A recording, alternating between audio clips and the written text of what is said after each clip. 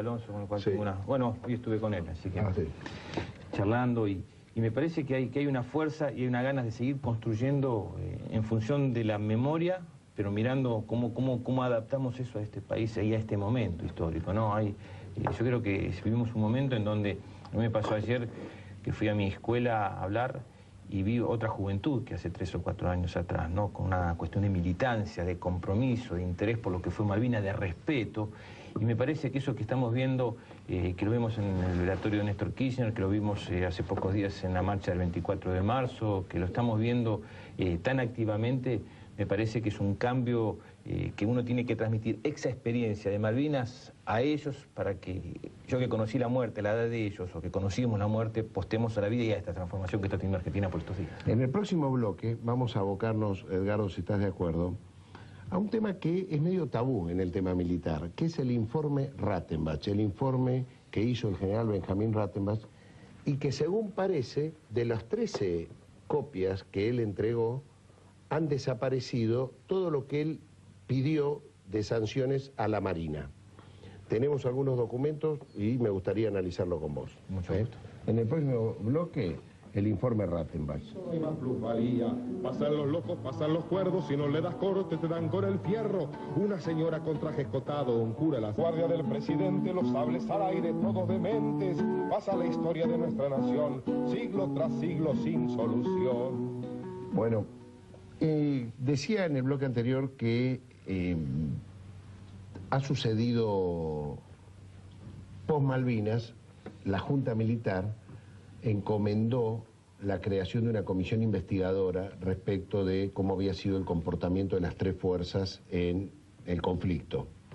Quien presidió esa junta fue el general Benjamín Rattenbach. Quiero decir que no fue elegido por la junta, o sea, deliberadamente, sino que correspondía porque era el general más antiguo. Esto tiene que ver con el comportamiento de lo que fue toda la comisión. Cuentan que en un momento dado le querían pagar a cada uno de los integrantes de la Junta un sueldo muy importante y el general Benjamín Rattenbach se opuso a cobrar ningún sueldo, sino solo su retiro, y esto hizo que los demás sí cobraran. Entonces había un conflicto de intereses.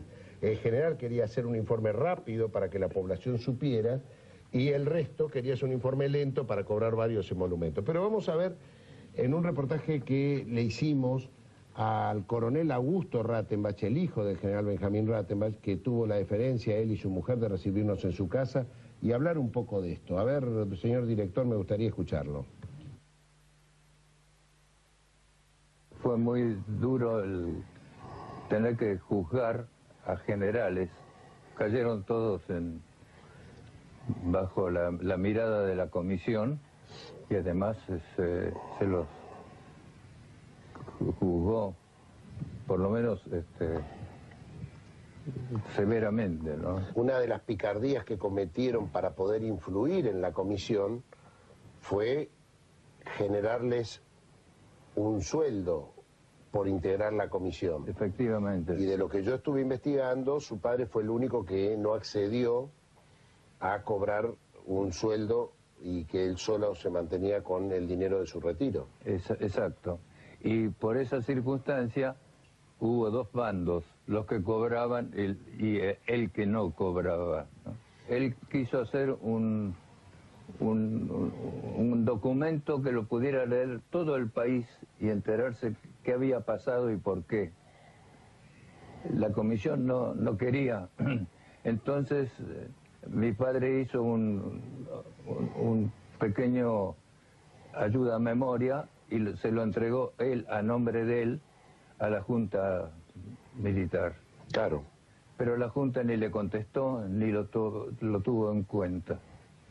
En un momento dado, toman el ejemplar que correspondía a mi padre y se lo mandan a mi padre para que intervenga en un sumario, no sé qué pasaba ni por qué. Y mi padre se lo puso a leer y ahí comprobó que todo lo que habla el informe de la conducta de los marinos en el Atlántico Sur había sido cambiado. Y esa es la razón supongo yo, por la cual el informe no aparece por ningún lado. Porque no le conviene a determinados personajes que ese informe ponga de manifiesto las barbaridades que se hicieron y los actos de cobardía, etcétera, etcétera, ¿no? Realmente, hasta el día de hoy, no me explico cómo gente que estudió, que estuvo en el extranjero, haciendo cursos, que había leído un montón de trabajos tácticos y estratégicos, procedió como lo hicieron en la campaña de Malvinas, ¿no? Cada fuerza, las tres, cada una de ellas hizo su guerra, que eso es gravísimo. ¿Qué reflexión le daría usted a los soldados de aquella gesta? No hablo de los oficiales ni de los suboficiales, hablo de los soldados. Les diría que lamentablemente el país los sacrificó en una campaña que no tenía ningún sentido, pero que a pesar de todo, a pesar de los graves errores que se cometieron, la gente de abajo, de las bajas jerarquías, dejó una semilla que vale la pena dejarla crecer para que el país recupere en cuanto pueda las Islas Malvinas, ¿no? Bueno, este informe, nuestra producción, pudo conseguir el informe verdadero.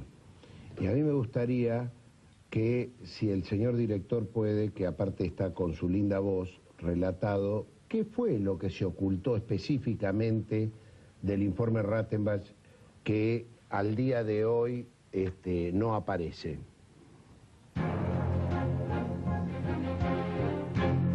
Informe Rattenbach. Las capacidades del enemigo han sido consideradas en forma poco profunda, al igual que el análisis de la probable reacción británica, no existiendo certeza acerca de qué documentos o funcionarios fueron consultados. No se previeron las necesidades de orden logístico que fue causa de serios problemas de desnutrición. El 60% de las bombas argentinas sobre buques británicos no explotaron porque no tenían su tren de fuego preparado para blancos navales. Leopoldo Fortunato Galtieri es responsable de confundir un objetivo circunstancial de política interna, necesidad de revitalizar el proceso de reorganización nacional con una gesta de legítima reivindicación histórica y dar lugar a que se interpretara que pretendía capitalizar para sí el rédito político en caso de una solución favorable. Mario Benjamín Menéndez no exhibió ni evidenció las aptitudes de mando y arrojo indispensables en la emergencia, y no fue en esa oportunidad, única en su vida militar, el ejemplo y la figura que la situación exigía frente a las tropas.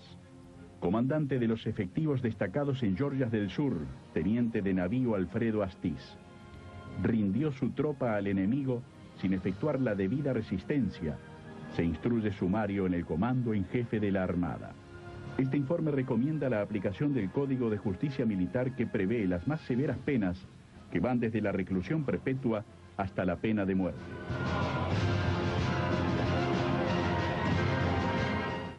Bueno, este trabajo, y sobre todo el que se refiere a la conducta de Astiz, es lo que ha desaparecido del informe Rattenbach.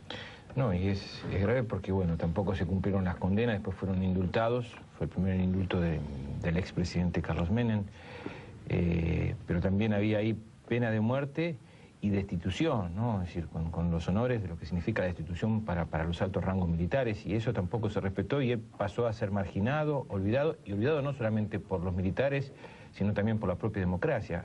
Vos hablabas de este libro, esta es la única edición que se publicó.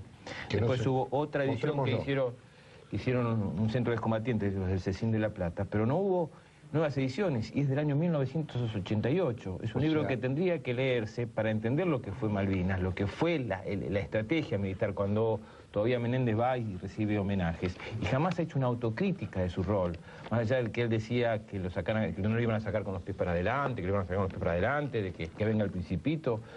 Hoy Faltó esa autocrítica, ¿no? Hablamos de los asaltos mandos que siempre hablaron como si hubiésemos ganado y no como si hubiésemos tenido una derrota que no fue muy digna, ¿no? Y el informe habla de falta de logística, de errores graves que causaron desnutrición, digamos. En tu caso particular, esta situación se veía, esta falta de previsión, de logística, de recursos. No hubo una conciencia para ir a una guerra, es decir, lo que se fue para una avanzada y conseguir ese famoso gobierno tripartito, que era la propuesta de Pérez de Cuéllar, de Belisario Betancur, de Naciones Unidas, el presidente de Perú, y Margaret Thatcher, cuando dijo voy por todo, hundió el crucero General Belgrano y se acabaron las negociaciones. Edgardo, yo aprovechando de tu doble condición, en este caso urgo al periodista, al hombre de letra, al hombre que escribe, me gustaría que antes de irnos a un pequeño informe que hacen Perón y Jauretche sobre Malvinas en nuestro micromundo, si podés leer este poema que encabeza el libro del informe Rattenbach de Bertolt Brecht. General, tu tanque es más fuerte que un coche. Arrasa un buque y aplasta 100 hombres, pero tiene un defecto, necesita un conductor. General, tu bombardero es poderoso, vuela más rápido que la tormenta y carga más que un elefante, pero tiene un defecto, necesita un piloto. General, el hombre es muy útil, puede volar y puede matar, pero tiene un defecto, puede pensar. Bertolt Brecht. Muchas gracias, Edgardo. Hasta el próximo 2 de abril, que siempre nos gusta pasarlo contigo. Muchas gracias a vos y gracias por esta oportunidad.